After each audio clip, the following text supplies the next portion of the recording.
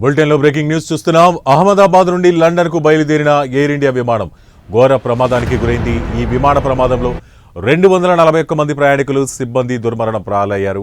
వైద్య కళాశాల సముదాయంపై విమానం పడిపోవడంతో అక్కడ మరో 24 మంది ప్రాణాలు కోల్పోయారు. ఈ దుర్ఘటన నేపథ్యంలో ప్రధాని నరేంద్ర మోదీ అహ్మదాబాద్కు చేరుకుని ప్రమాద స్థలాన్ని సందర్శించి అక్కడి పరిస్థితులు పరిశీలించారు. అధికారుల నుంచి ఈ ఘటనకు సంబంధించిన పూర్తి వివరాలను అడిగి తెలుసుకున్నారు.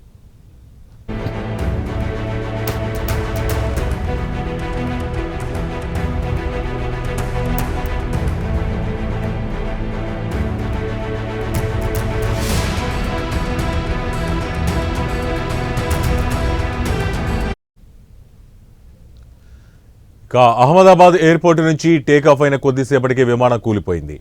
మెడికోలో ఉంటున్న హాస్టల్పై విమానం కూలిపోయింది. ఒక్కసారిగా పెద్ద ఎత్తున మంటలు చెలరేగాయి. విమానంలో 1,25,000 లీటర్ల ఇంధనం ఉంది.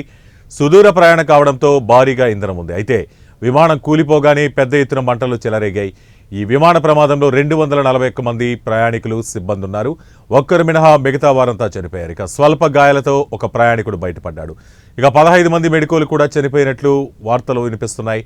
దీనిపై మరింత సమాచారం అందాల్సి ఉంది. మొత్తంగా 265 మంది విమాన ప్రమాదంలో చనిపోయారు. ఇక మృతుల్లో గుజరాత్ మాజీ ముఖ్యమంత్రి విజయ్ రూపానీ కూడా ఉన్నారు. లండన్లో ఉంటున్న కుమార్తెను చూసేందుకు వెళ్తుండగా ఈ ఘోరం జరిగింది. ఇక మృతుల కుటుంబాలకు టాటా గ్రూప్ ₹1 కోటి పరిహారం ప్రకటించింది.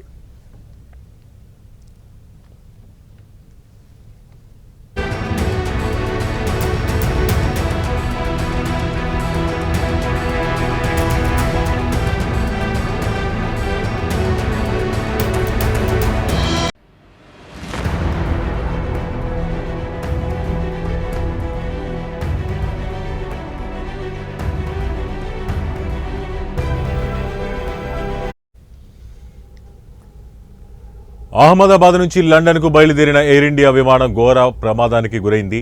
ఈ విమాన ప్రమాదంలో 241 మంది ప్రయాణికులు, సిబ్బంది దుర్మరణం పాలయ్యారు. వైద్య కళాశాల సముదాయంపై విమానం పడిపోవడంతో అక్కడ మరో 24 మంది ప్రాణాలు కోల్పోయారు. ఈ దుర్ఘటన నేపథ్యంలో ప్రధాని నరేంద్ర మోదీ అహ్మదాబాద్కు చేరుకుని ప్రమాద స్థలాన్ని సందర్శించి అక్కడి పరిస్థితులను పరిశీలించారు. ఇక అధికారుల నుంచి ఈ ఘటనకు సంబంధించిన పూర్తి వివరాలు అడిగి తెలుసుకున్నారు. అహ్మదాబాద్ ఎయిర్పోర్టు నుంచి టేకాఫ్ అయిన కొద్దిసేపటికే విమానం కూలిపోయింది. ఇక మెడికోలో ఉంటున్న హాస్టల్పై విమానం కూలిపోయింది. ఒక్కసారిగా పెద్ద ఎత్తున మంటలు చెలరేగాయి. ఈ ప్రమాద సమయంలో విమానంలో 1,25,000 లీటర్ల ఇంధనం ఉంది. సుదూర ప్రయాణం కావడంతో భారీగా ఇంధనం ఉంది. అయితే విమానం కూలిపోగానే పెద్ద ఎత్తున మంటలు చెలరేగాయి. ఈ విమాన ప్రమాదంలో 241 మంది ప్రయాణికులు, సిబ్బంది ఉన్నారు. ఒకరు మినహా మిగతా వారంతా చనిపోయారు. స్వల్ప గాయాలతో ఒక్క ప్రయాణికుడు బయటపడ్డాడు. ఇక 15 మంది మెడికోలు కూడా చనిపోయినట్లు వార్తలు వినిపిస్తున్నాయి. దీనిపై మరింత సమాచారం అందాల్సి ఉంది. మొత్తంగా 265 మంది విమాన ప్రమాదంలో చనిపోయారు. ఇక మృతుల్లో గుజరాత్ మాజీ ముఖ్యమంత్రి విజయ్ రూపానీ కూడా ఉన్నారు. లండన్లో ఉంటున్న కుమార్తెను చూసేందుకు వెళ్తుండగా ఈ ఘోరం జరిగింది. ఇక మృతుల కుటుంబాలకు టాటా గ్రూప్ ₹1 కోటి పరిహారం ప్రకటించింది.